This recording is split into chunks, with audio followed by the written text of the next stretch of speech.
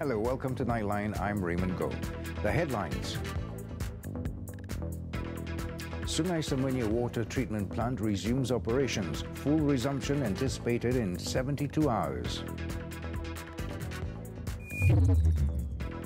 And Saudi sentences 5 to death over Khashoggi killing.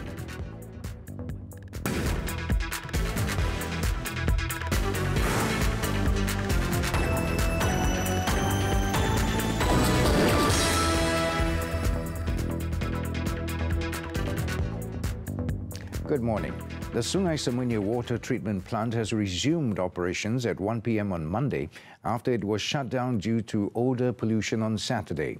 The consumers affected by the water supply disruption were expected to receive water supply by early Tuesday, and full resumption will take another 72 hours. However, the Bukit Tampoy Water Treatment Plant will continue to be inoperational until further notice. In a statement, IS Selangor Sdn Bhd Corporate Communications Chief Abdul Halim Matsom said the treatment process at the Bukit Tampoy plant will take some time before supply is stable enough to be distributed to consumers. As for the Sungai Semuanya plant, Lembaga Urus Air Selangor is currently taking proactive steps to pump water from Tasik Idaman into Sungai Semuanya for stabilization purposes. This to ensure the odour pollution reading does not spike up. The Sungai Semuanya Water Treatment Plant was forced to shut down completely on December 21st due to the odour pollution. It was caused by irresponsible people disposing of illegal waste with solvent odours at the inlet around the Indah Water Consortium's plant in Bandar Mahkota, Cheras. Following the closure, 336,930 consumer accounts in Petaling, Hulu Langat, Kuala Langat and Sepang have been affected. Air Selangor would continue to provide 24 hours daily emergency water supply assistance at local service centres, with tanker trucks dispatched to affected areas more frequently. It also distributed nearly 7,000 water bottles to the affected areas, in particular those living in high-rise residences. Meanwhile, the Menteri Besar of Selangor revealed that this was the second time chemicals had been dumped down the same Indah Water Consortium IWK manhole in Bukit Mahkota, Cheras, that also caused a similar water disruption last September. Datuk Sri Aminuddin Shari said before the state government could put into place a new standard operating procedure, another dumping incident happened again. He also explained that the IWK plant in Bukit Mahkota could not be shut off in time last Saturday to stop the chemicals flowing into the Semuanya River. Ia berlaku di manhole IWK dan masuk ke loji rawatan IWK. Malangnya di loji rawatan IWK, orang yang bekerja di sana ialah daripada jam 8 hingga 5 petang. Tetapi loji rawatan IWK itu merupakan satu loji rawatan automatik, ya, di mana 4 jam atau 5 jam sekali mereka akan melepaskan air ke sungai. IWK has now shut down the operations of their sewage plant in Bukit Mahkota during the cleanup process. Datuk Sri Aminuddin said stern action will be taken against the culprit once they are identified, and additional steps have been taken to make the manholes in the area less accessible. 98 notices were issued for various offences, including raising prices and selling fake goods during the back-to-school shopping period. The Domestic Trade and Consumer Affairs Ministry said this after inspections were carried out on 110 premises selling school uniforms and stationery nationwide since December 18th. Pastikan bahawa tidak ada peniaga yang mengambil kesempatan di musim ibu bapa membeli barangan sekolah pada ketika ini untuk buat persiapan masuk sekolah pada tahun 2020. Okey, setakat ini kita telah mulakan pemeriksaan berkaitan dengan pakaian sekolah ini bermula pada 18 hari bulan yang baru ni, dan sehingga hari dah 5 hari, dan kita akan teruskan pemeriksaan ini sehingga 3 hari bulan 1 2020. So antara lainnya untuk kita memastikan bahawa ibu bapa mendapat harga yang betul-betul berpatutan, tidak ditipu dan sebagainya lah. Kemudian kita juga memastikan bahawa material ataupun jenama yang digunakan itu betul-betul yang genuine dan bukan yang tiruan. He was speaking to reporters after conducting an inspection on the back-to-school program at a supermarket in Kuala Lumpur on Monday.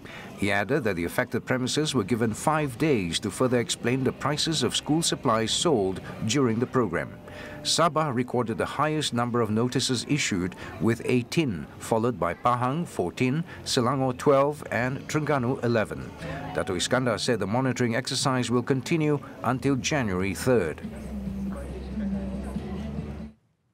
7 people were arrested on Monday after a standoff with authorities who had gone in to demolish illegal vegetable farms in Cameron Highlands.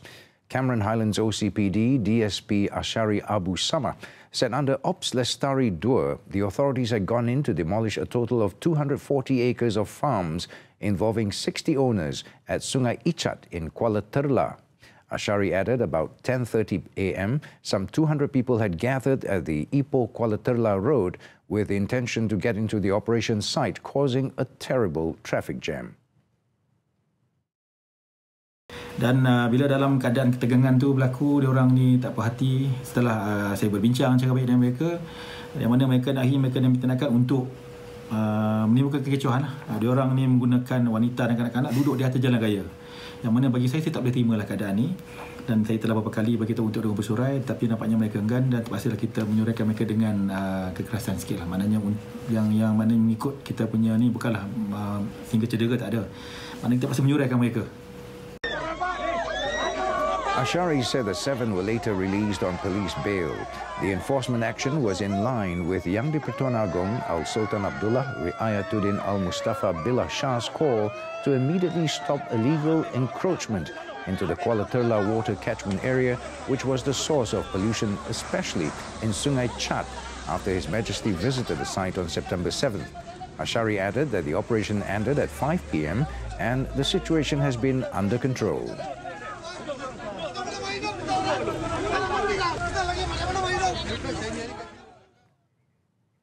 Inspector General of Police Tan Sri Abdul Hamid Bador is frustrated with a lack of cooperation from authorities in countries where Lau Tek Joe is in hiding. Tan Sri Abdul Hamid said his outreach to his counterpart in the country over the fugitive businessman, also known as Joe Low, has been disappointing. Saya tahu dia pergi mana, don't hide lah, kita tahu. Saya pun mendapat bantuan daripada banyak agensi yang lebih sincere memberikan kerjasama dengan kita. Saya menggunakan berbagai-bagai jabatan dalam PDRM ni untuk terus berusaha berunding, tapi seperti yang saya katakan tadi, sekiranya pihak yang satu tidak mempunyai keikhlasan, maka macam kita bertepuk sebelah tangan sajalah. He was speaking to reporters after the handing over ceremony for the Bukit Aman Logistics and Technology Department Director's post on Monday. Tan Sri Abdul Hamid, however, remained coy when asked to identify the country he was talking about.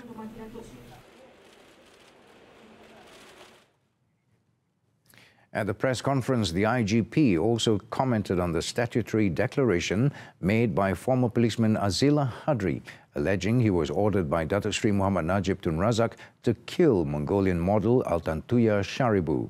Tan Sri Abdul Hamid said police have listed down the names of dozens of people to be called up to record their statements. Beberapa orang saksi individu telah pun disenaraikan untuk dipanggil, diambil kenyataannya. Dan of course pihak polis akan menunggu apa juga arahan-arahan spesifik yang mungkin ada daripada Jabatan Peguam Negara. Azila, who is on death row at the Kajang prison, reportedly claimed in his statutory declaration that Datuk Sri Najib gave the order to kill Altantuya. The former chief inspector said Datuk Sri Najib, who was Deputy Prime Minister and also Defence Minister at the time in 2006, met him and ordered him to shoot to kill Altantuya as she was a dangerous foreign spy. A study on the review of the Motor No Claims Discount (NCD) is currently being undertaken to instill and encourage good driving behaviour and road safety. In a statement on Monday, the Finance Ministry said Bank Negara Malaysia, together with the insurance and takaful industry in Malaysia, are now developing proposals for the next phase of the liberalization of the motor and fire tariff targeted for the second half of 2020. It said this was part of the reforms to enhance the sustainability of the insurance and takaful market, as well as to preserve its overall stability. This multi-stakeholder effort includes a review on the NCD's structure for greater flexibility and responsibility by all parties to encourage safer driving by rewarding good road behavior. The effort is also aligned with the Ministry of Transport's Road Safety Plan 2014 to 2020, with the aim of reducing the number of deaths and serious injuries by 50% by the year 2020. These changes also gives flexibility to insurers and takaful operators for them to offer new motor products and add-on covers that were not defined under the previous tariff system.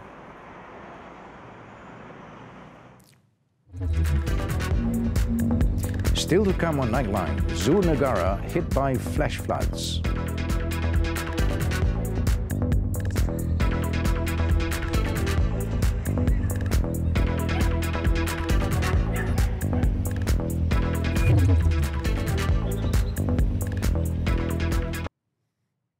Welcome back. The 15th witness in the murder trial of former Cradle Fund CEO Nazrin Hassan told the court he has yet to come across a case where a BlackBerry exploded and caused a fire. Selangor Fire and Rescue Department investigating officer Abdul Halim Zulkifli said he did his research into it online and came to the same conclusion. Abdul Halim testified that before leaving the scene of the fire, he had asked the victim's widow, Samira Muzaffar, about the victim's handphone and was told that he had a BlackBerry. He said that the BlackBerry was in good physical condition and there was no sign of explosion except for burn marks on the exterior. Samira, two teenagers aged 17 and 14, and an Indonesian woman, Eka Wahyu Lestari, who is still at large, have been charged with murder. The trial continues on Tuesday. More than 100 squatter homes on government land in the Pasir Berdengung Beach area in Langkawi were demolished to make way for the Chenang Dua development project expected to begin next year. Kedah Menteri Besar Datuk Seri Mukris Tun Dr. Mahathir said plans for the project had been made since the previous government and that the squatter homes would have to be demolished to proceed with it. He also said most of the houses built there were commercial buildings like homestays and chalets. Ianya akan membuka peluang pekerjaan bagi begitu ramai sekali warga Langkawi kita akan dapat mengisi peluang pekerjaan. Ianya akan merancangkan ekonomi, tempias ekonominya besar. Ianya adalah untuk kepentingan umum dan pelaksanaannya akan berlangsung insyaAllah tahun depan. Jadi kita bukannya sengaja nak menguburkan dan tinggalkan tanah itu terbiar 10-20 tahun. Tidak, kita sudah nak pecah tanah tempat. Jadi atas keadaan itu, maka kerajaan berkeputusan untuk menguatkuasakan undang-undang dengan merubuhkan bangunan-bangunan yang telah dibina di tempat tersebut. Over the past few days, the demolition of the homes have been trending on social media, with claims, among others, that the Pakatan Harapan government does not care about the fate of the residents. According to Datuk Seri Mukris, the affected residents will be given some compensation based on the situation. In Perak, more unexploded World War II-era bombs were discovered in the Ipoh Cargo Terminal's inland port area Monday morning, sending shock waves among maintenance workers. They stumbled upon the old bombs while digging soil at about 8:30 a.m. The discovery is the second in a week. Last Friday, 8 unexploded bombs were found in the same area and were detonated at a quarry in Lahad. This time, at least 20 were found, leading police to believe the area could have once been the Japanese Army's ordnance storage facility during the Second World War. Over in Terengganu, an unemployed man was charged at the Kuala Terengganu Magistrates Court Monday for punching his wife in the face, allegedly for refusing to give him money. Muhammad Fadli Abdul Rahman, 32, however, pleaded not guilty before Magistrate Abdul Hayy Salim. According to the facts of the case, the accused intentionally punched his wife, Kamarina Mamat, 36, in the face, causing injury to her left eye. The incident allegedly took place at their flat in Kuala Ibai, Kuala Terengganu at 5:45 p.m. on August 30th. If found guilty, Muhammad Fadli, who is charged under Section 323 of the Penal Code, faces up to a year in jail or 2,000 ringgit fine or both. The court granted him bail of 3,600 ringgit in one surety and set February 8th for mention of the case.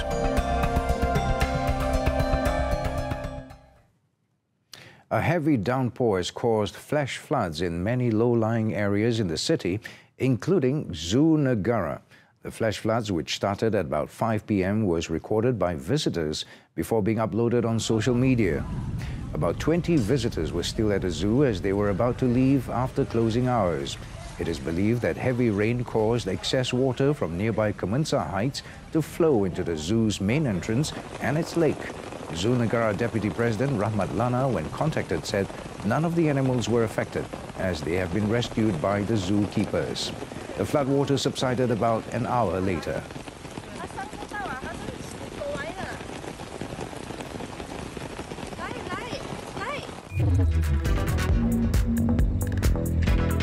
Coming up after the break, Hong Kong braces for protests over Christmas holidays.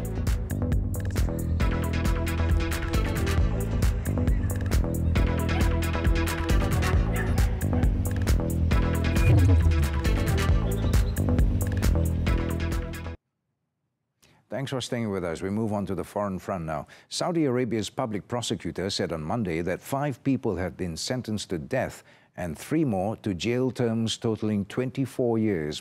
This over the killing of Saudi journalist Jamal Khashoggi in Istanbul in October last year. Saudi public prosecutor Shalan al-Shalan, reading out the preliminary verdict in the trial, also said that Saud al-Qahtani, a former high-profile Saudi royal advisor, had been investigated but was not charged and was released. Khashoggi was a U.S. resident and critic of Saudi Crown Prince Mohammed bin Salman, the kingdom's de facto ruler. He was last seen at the Saudi consulate in Istanbul on October 2nd, 2018, where he was to receive papers ahead of his wedding.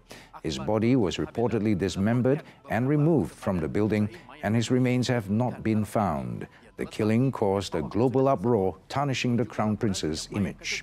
11 Saudi suspects were put on trial over his death in secretive proceedings in Riyadh.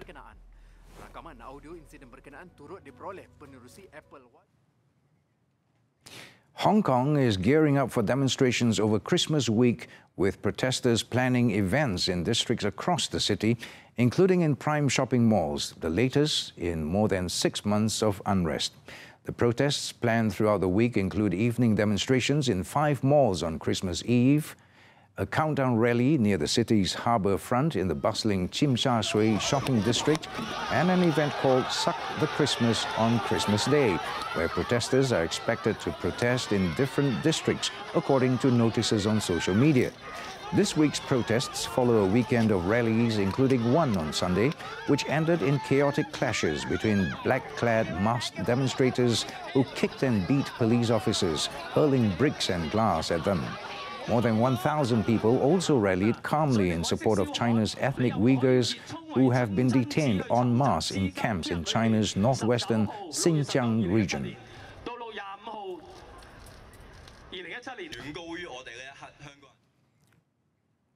Three university students were found dead on Monday in a cave in Indonesia after they were trapped inside by flood waters. The students, part of a university's nature club, went there to train in basic caving. A senior member of the club who helped with the evacuation said the weather was normal when the students entered the cave, but an unexpected heavy downpour hit the area.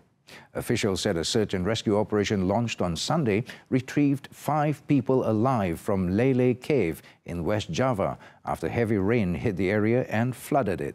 The victims were trapped inside the cave for quite a while before the rescue team managed to evacuate them.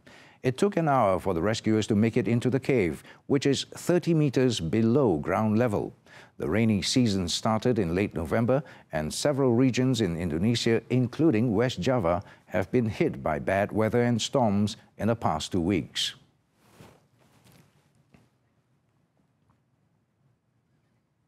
At least 11 people have been killed and more than 300 treated in hospitals after drinking coconut wine in the Philippines, including some who were celebrating at a Christmas party. Authorities said the poisoning occurred in Laguna and Quezon, 2 provinces south of Manila. All of the victims had consumed lambanog, a drink popular with the provinces and consumed widely during holidays and celebrations. Unregulated production and sales of lambanog are common in the Philippines, and it is often made illegally with dangerous additives. The country's Food and Drug Administration has previously warned about the dangerous and prohibited use of methanol as an additive in home brews.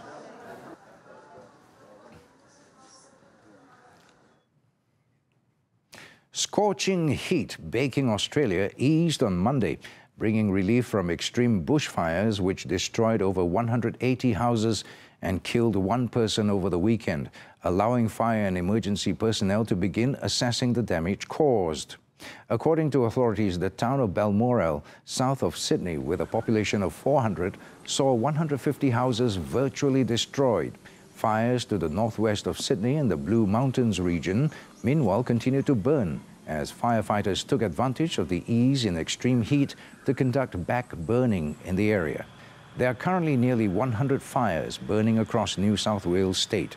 Temperatures hit a record 41 degrees Celsius last week as extreme heat waves swept across the country, and a long-running drought in the country's east create tinder-dry conditions.